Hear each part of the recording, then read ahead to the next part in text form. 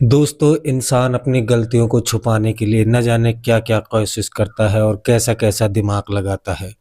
पर वह शायद भूल जाता है कि इंसान जैसा कर्म करता है, एक न एक दिन उसके अपने कर्मों का फल ज़रूर मिलता है। जैसे कि आज की कहानी में होता है, वाक़ई में दोस्तों आज की जो कहानी है आपको हैरान भी कर देने वाली है। अस्सलाम वालेकुम दोस्तों, मैं हूँ आपके साथ इंसाफ खान और आप देख रहे हैं हमारा यूट्यूब चैनल इंसाफ डीलर।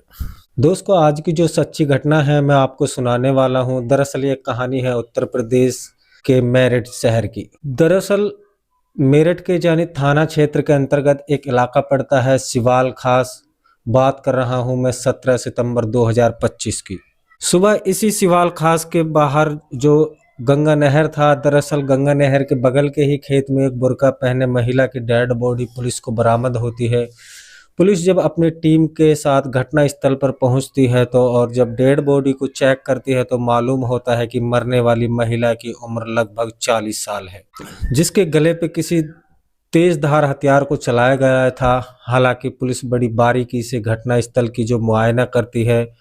तो लेकिन वहां पर पुलिस को कोई भी जो ऐसा सबूत नहीं मिलता है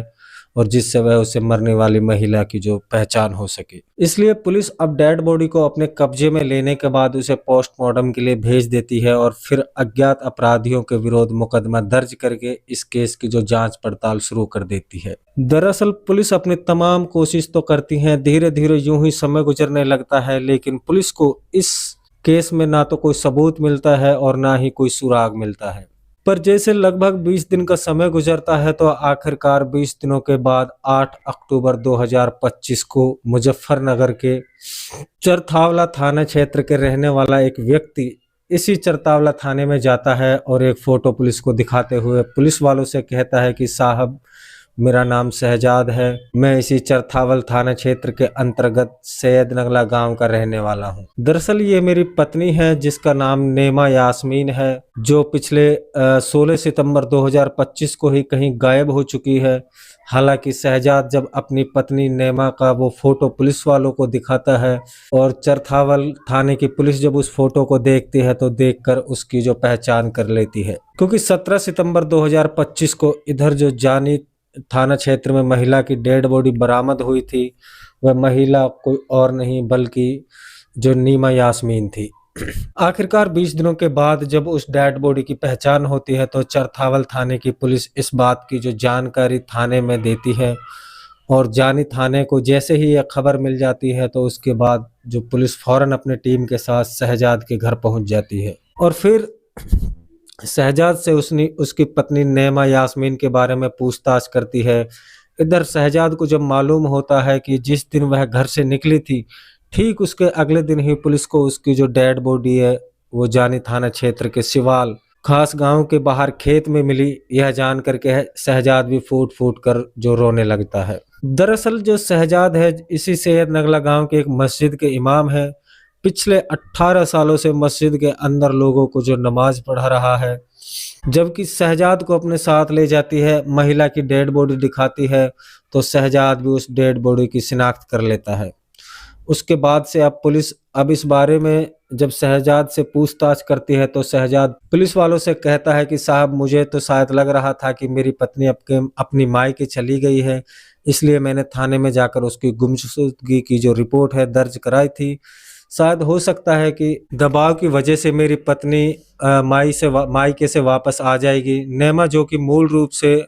डूबरगढ़ आसाम की रहने वाली है, जिसकी हत्या हो गई थी। हालांकि शहजाद जब ये पूरी बातें पुलिस को बताता है तो पुलिस को भी न जाने क्यों शहजाद की बातों पर जो यकीन नहीं होता है, लेकिन फिर भी जो पुलिस शहजाद की बात मान जाती है और फिर अपराधियों तक पहुंचने के लिए इस केस के आगे की तरफ बढ़ाती है। तो पड़ताल भी आगे आगे जैसे चल रही थी तो पुलिस अपनी तमाम कोशिशें करती हैं। लगभग 15 दिन का और भी समय गुजर जाता है, लेकिन बावजूद इसके जब पुलिस के हाथ कोई सबूत नहीं मिलता है तो आखिरकार पुलिस अब सच्चाई का पता लगाने के लिए 16 सितंबर 2025 का जब शहजाद के मोबाइल के जो फ़ोन का लोकेशन खंगालती है तो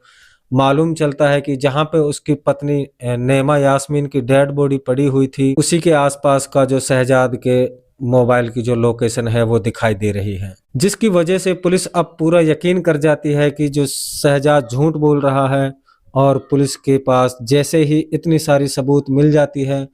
आखिरकार इन्हीं सारी सबूतों के आधार पर 4 नवंबर 2025 को जो पुलिस है शहजाद के घर पे जाती है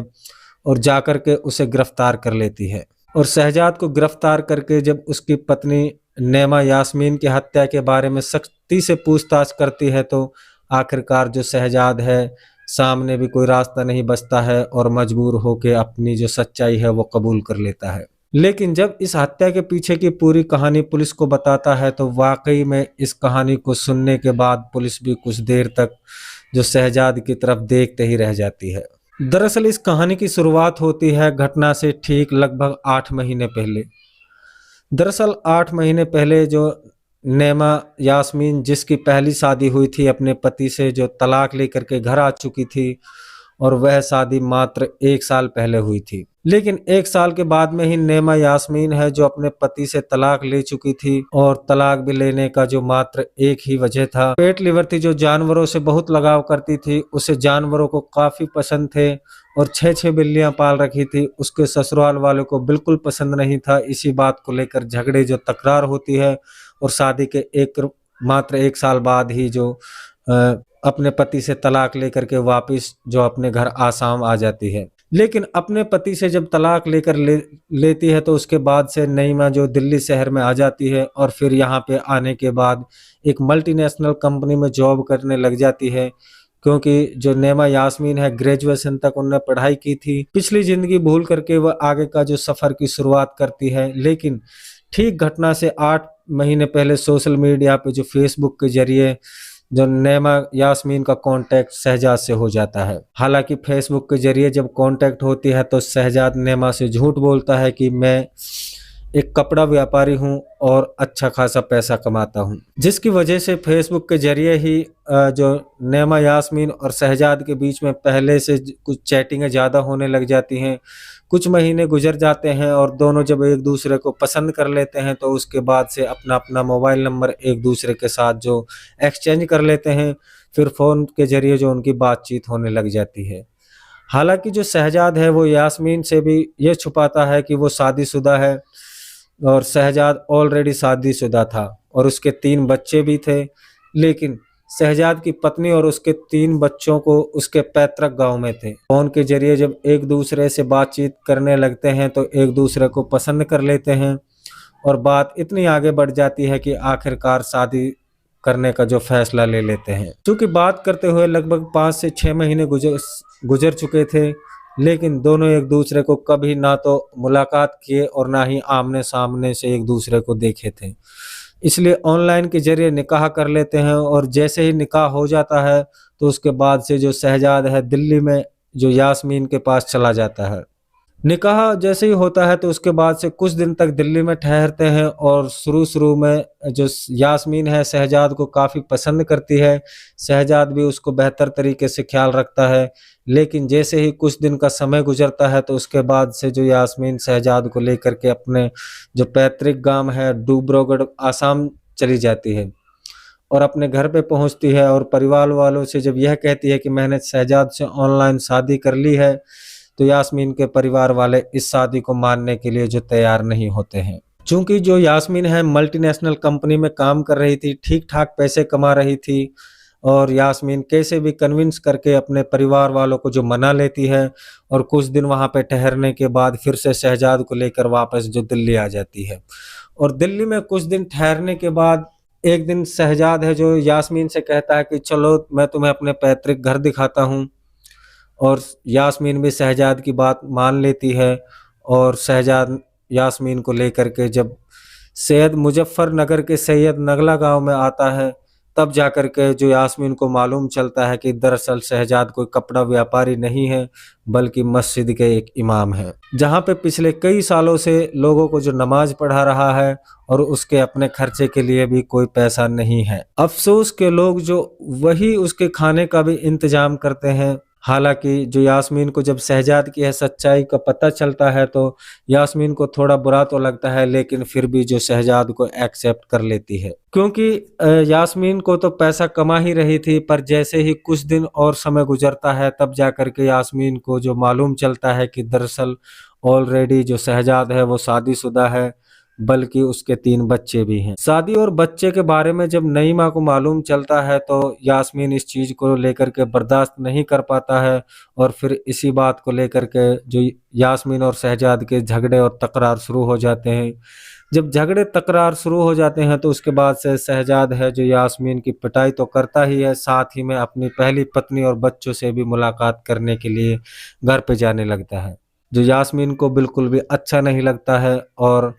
यास्मीन हर बार ही शहजाद को रोकने की कोशिश करती है कि तुम अपनी पहली पत्नी के पास मत जाओ, लेकिन शायद तब तक देर हो चुकी थी, क्योंकि जो शहजाद है वो यास्मीन से ऊब चुका था। हर रोज जब झगड़े और तकरार शुरू हो जाते हैं तो उसके बाद से आखिरकार शहजाद यास्मीन से इस प्रकार से नफरत कर लेता है कि मजबूर होकर के जो यास्मीन हमेशा के लिए इस दुनिया से हटाने का जो तय कर लेता है। शहजाद बगल के ही एक अपने दोस्त से मुलाकात करता है जिसका नाम है नदीम अंसारी। नदीम जो कि पेशे से दर्जी है और फलावदा गांव के ही ऊंचा मोहल्ला का जो रहने वाला है। नदीम से जब मदद की गुहार लेता है तो नदीम उसका साथ देने के लिए तैयार हो जाता है, लेकिन बदले में जब उसे कुछ पैसे की डिमांड करता है तो शहजाद उसे जो 13,000 रुपए का लालच भी दे देता है। उधर यास्मीन जब तैयार हो जाता है उसके बाद से शहजाद एक प्लान बनाता है और इसी प्लान के तहत 16 सितंबर 2025 को जो यास्मीन को मेरठ में एक शॉपिंग कराने के बहाने अपने साथ लेकर आता है। बस में जब बैठता है तो उसी बस में बगल में उसका दोस्त नदीम भी बैठा हुआ था। और मेरठ के जब शहर में उतरते हैं तो वहां से बस से उतरने के बाद एक टेम्पो करते हैं और टेम्पो से जब आगे के लिए रवाना होते हैं तो रास्ते में ही शहजाद अपने जो षड्यंत्र के तहत जूस में कुछ नशीले पदार्थ मिला करके जो यास्मीन को पिला देता है, जिसकी वजह से जो यास्मीन की हालत खराब होने लगती है। इधर शहजाद जो यास्मीन को लेकर के जानी थाना क्षेत्र के सिवाल गांव के बाहर नहर किनारे खेत में लेकर के वहां पहुंचता है, तब तक जो यास्मीन की हालत है काफी खराब हो चुकी थी। वो होश में नहीं थी। बेहोशी की हालत में ही सबसे पहले जो नदीम नेमा के गले में एक रस्सी लपेट देता है, उसे जोर से खींचने लगता है। उसी वक्त ही जो शहजाद अपने पास से एक तेज धार हथियार निकालता है और उस हथियार को जो यास्मीन के गले में चलाता है, जिसकी वजह से जो यास्मीन की निर्मम तरीके से हत्या हो जाती है। और फिर यास्मीन की डेड बॉडी को वहीं खेत में फेंकने के बाद मोबाइल को भी स्विच ऑफ कर देते हैं। इस तरीके से वो वहां से बड़ी चालाकी के साथ में निकल जाते हैं और पुलिस का अकस्मात वहां से गुजरना होता है और वो देखती है कि डेड बॉडी पड़ी है। तो जैसे ही वो डेड बॉडी को देखती है तो वो अपने थाने ले आती है और उसकी शिनाख्त करती है, लेकिन पुलिस 20 दिन में भी उसकी कोई शिनाख्त नहीं कर पाती है। दोस्तों, बाद में जो शहजाद है वो ही थाने में ले जाकर के गुमशुदगी की रिपोर्ट दर्ज कराता है कि सर मेरी बीवी है 16 सितंबर 2025 से गायब है, लेकिन पुलिस के वो हत्थे चढ़ चुका था। दोस्तों, इस तरह की घटनाएं हैं जो हमारे समाज में अधिकतर बढ़ती जा रही हैं। हमारा इस कहानी के माध्यम से किसी का दिल दुखाने का उद्देश्य बिल्कुल भी नहीं था। हम अपने हर कहानी में किसी न किसी जो समाज को सुधारने का प्रयास करते हैं, जागरूक करने का भी हर संभव प्रयास करते हैं।